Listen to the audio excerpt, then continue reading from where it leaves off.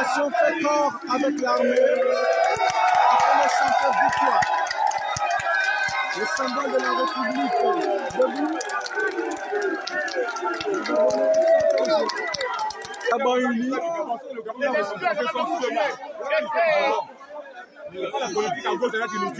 Le changement, c'est maintenant, c'est fini. 60 ans de dictature.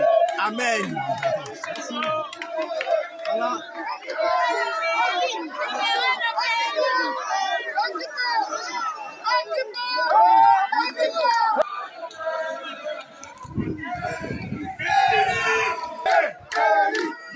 Voilà, la population libérée.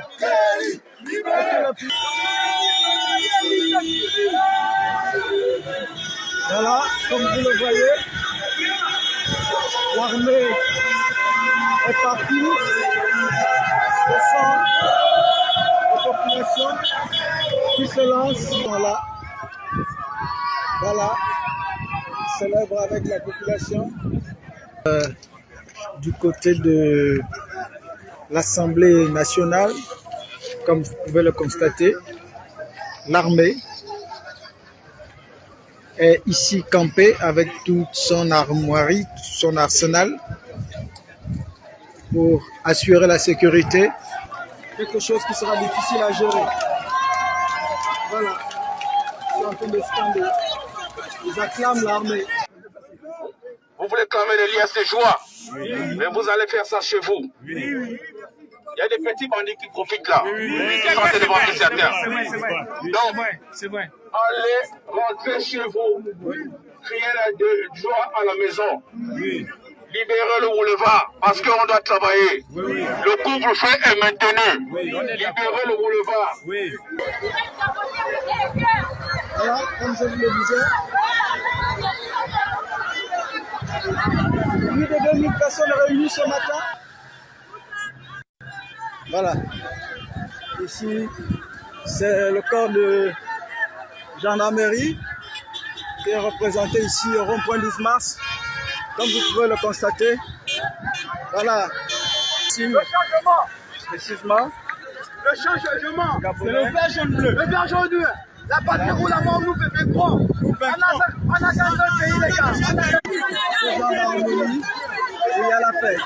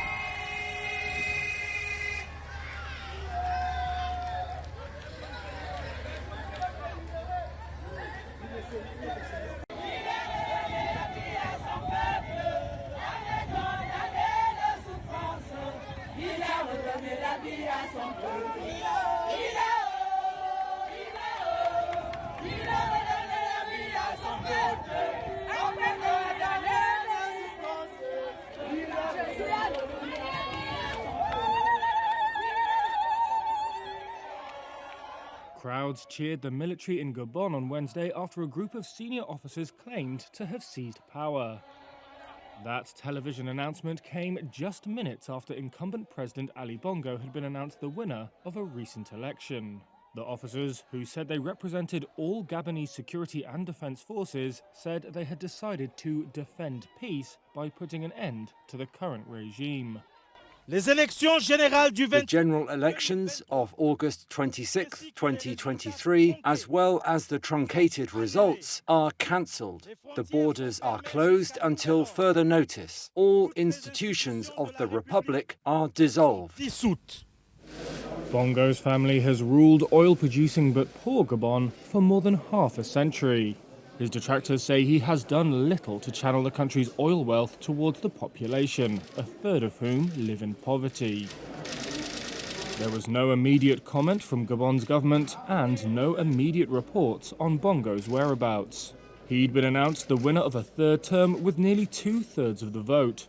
But there were concerns over the transparency of the electoral process amid a lack of international observers, as well as an internet blackout and nighttime curfew after the poll. The military takeover, if successful, will be West and Central Africa's 8th coup since 2020.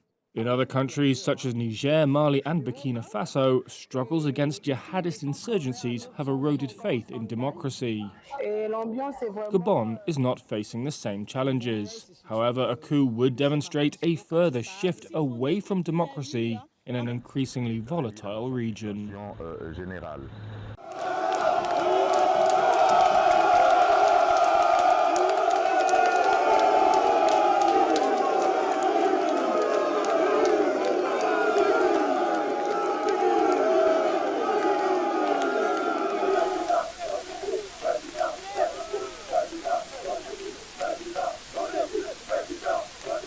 I don't know what's going on. Gabon's detained President Ali Bongo appeared in a video on Wednesday appealing for help from the international community. Au nom du peuple gabonais. That's after senior military officers announced earlier in the day that they had seized power and placed Bongo under house arrest.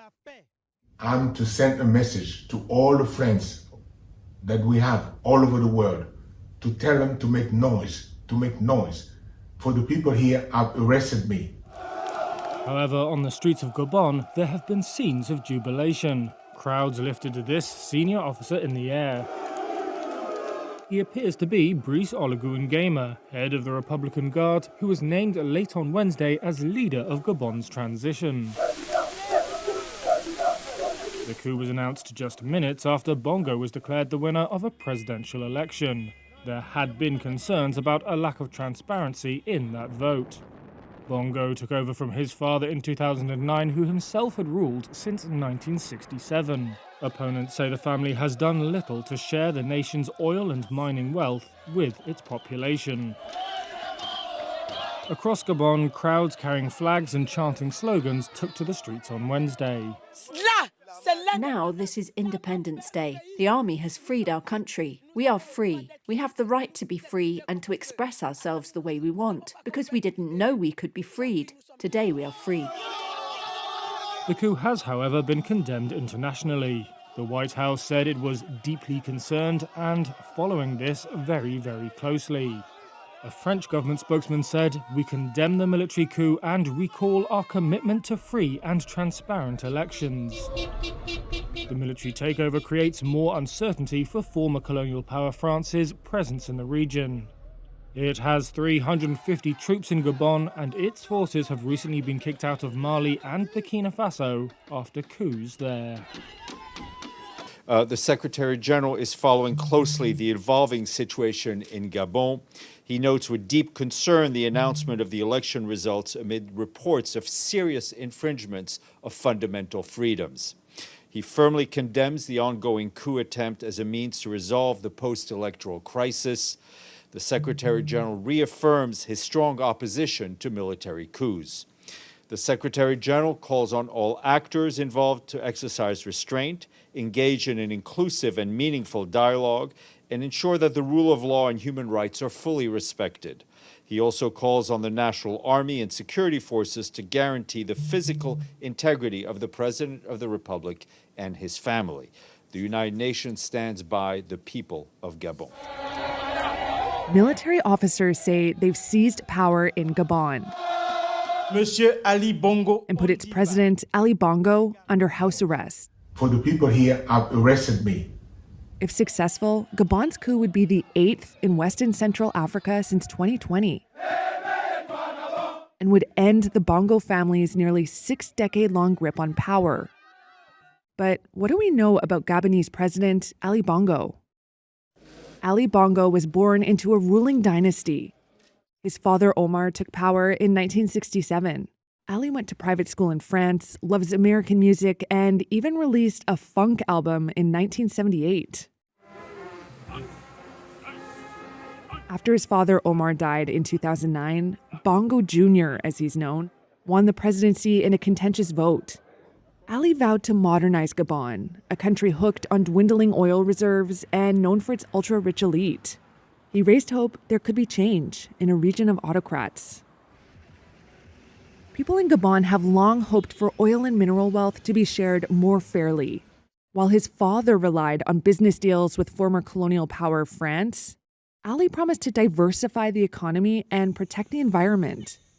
He slashed the number of government ministers and capped salaries for officials running state businesses.